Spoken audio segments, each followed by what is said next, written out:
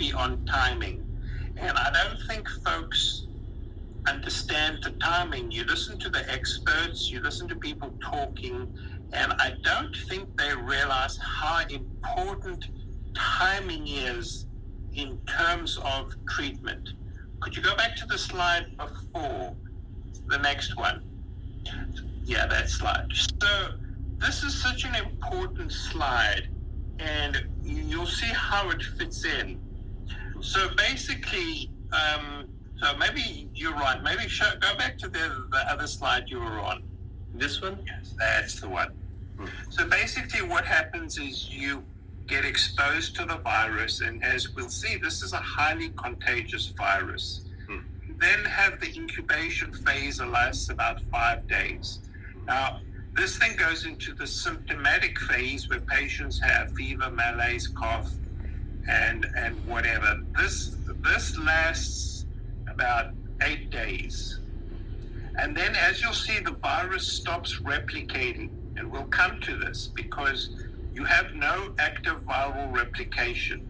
You then go into the symptomatic pulmonary phase and the late pulmonary phase.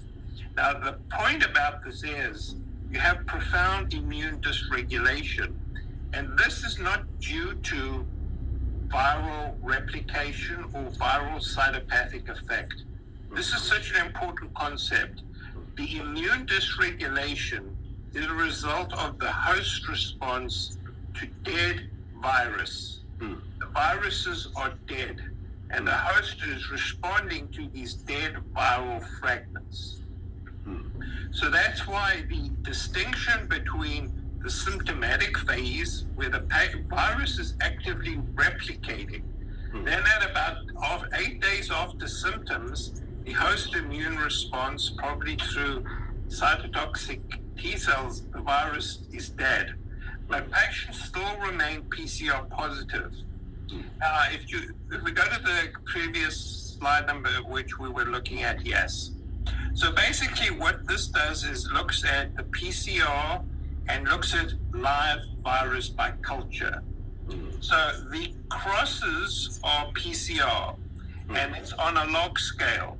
So you can see that initially, the first 10 days, the PCR, the viral load is exceedingly high. We're talking about 10 to the 9, 10 to the 10 virons. So that's a billion viruses per milliliter. So there's an enormous viral load. The dark circles reflect those patients that have viral culture positive. So you will see patients only have positive virus culture up until day 8. Past day 8, all the viruses are dead. What you're picking up on the PCR is you're picking up dead viruses, you're picking up RNA fragments. So the fact that the PCR is positive does not mean the patients have living, replicating virus. What you're picking up is RNA fragments from all the gazillion dead viruses. So this becomes really important because if you think about it, giving an antiviral drug when you have dead virus doesn't make sense, because once the virus is dead, it's dead. You can't kill something that's dead. It's dead.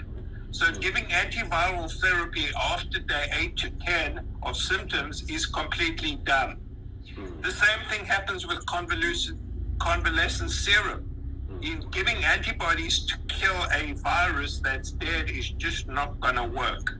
So it's absolutely critical to understand that antiviral therapies only work in the first 8 to 10 days of symptoms.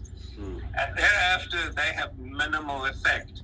The symptomatic phase, which is the profound inflammatory response, is the host response to this enormous burden of dead viral debris. So it's viral RNA and proteins that the host mounts a profound inflammatory response.